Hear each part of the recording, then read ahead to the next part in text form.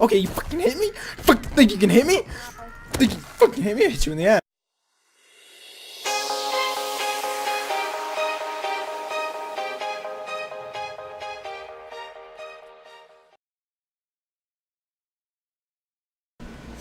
Alright.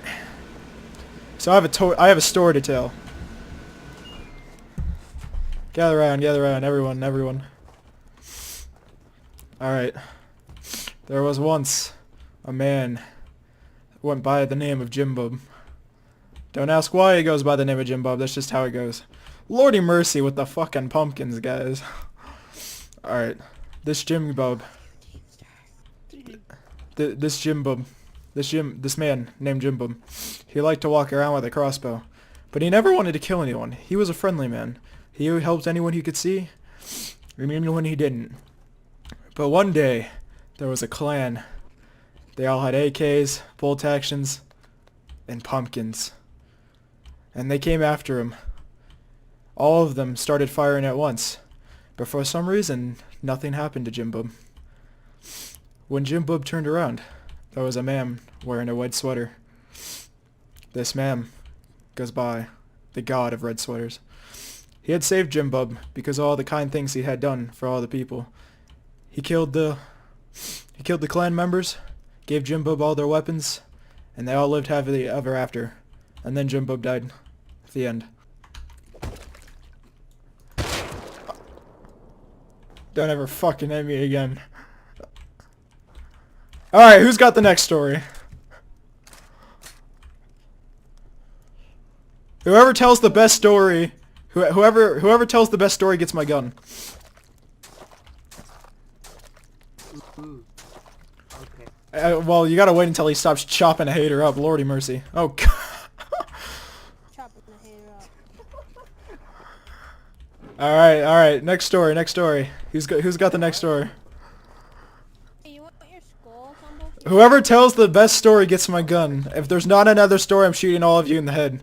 Story. Let's go. Okay. I got a story. There was a man. Shut up, Tumble. He's got a story. It's his turn. Shut up, Tumble. Alright, go on. Okay. So once upon a time, there was a little boy in the game of Rust. He didn't know about anything he was doing in the game because it was his first time playing. He went on a random server, and Don't interrupt him, Dishy. Shut up, Dishy. It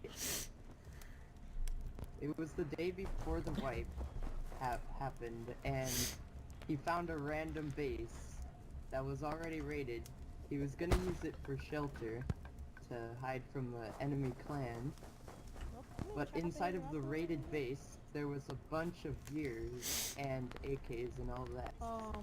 But he didn't know what that was because it was his first day in the game. And then a couple hours later, the server wiped. The end. Fuck you, Tumble. Was an asshole. Next! I have to say. It's your turn, Dishy. Tell a story. Fuck your... It doesn't matter if you're bleeding, just tell a story. Okay. Alright, my turn. Once upon a time, there was a young boy named Pedro. Now, Whoever turns off the fucking campfire again, I'm gonna shoot in the face.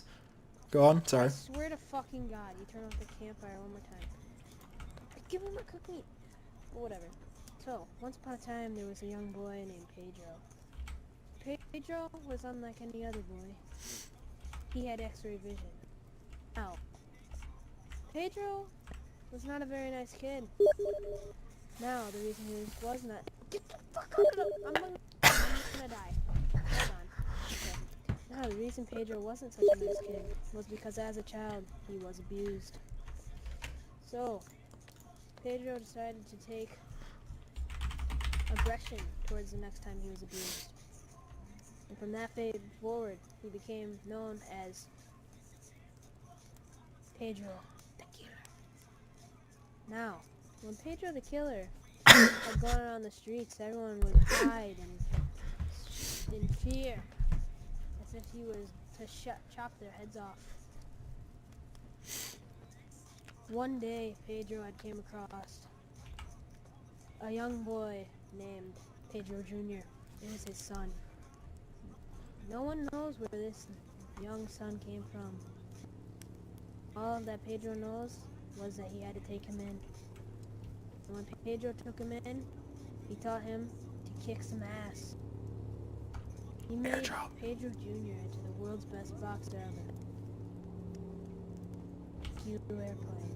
But Pedro Jr. was the best boxer to ever live. And one day, he was walking across the street and he was hit by a car. Since he was a boxer,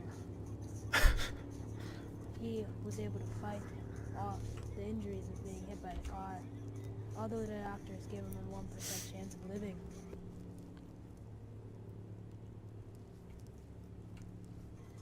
Pedro became the best human being on earth after this. He quit boxing, took care of children that had 49 chromosomes, and went on with his life. He married a young girl, Shakisha. Shakisha. Had died. Pedro thought it was the end of his life. So, Pedro jumped off the edge of a cliff. No one ever found the body. They all suspected that the hobos across the lake from where he jumped had raped him and chopped up his body. One day, Pedro's body was found. And it wasn't found dead, no. It was found alive, laying in the middle of the river, drowning from his own blood. He was rushed to the hospital, and his father came to see him. As his father entered the room, he broke down in tears. He saw his young boy Pedro, who is now 18, lying there, covered in blood. As Pedro sat there with his son Pedro Jr., he thought, only God can give him this miracle to let his son live.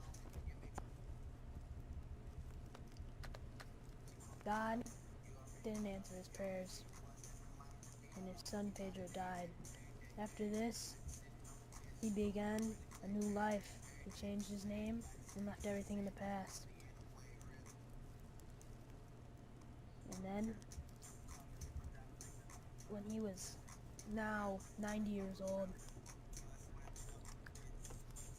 his daughter that he had no idea about came to him. She was only 20.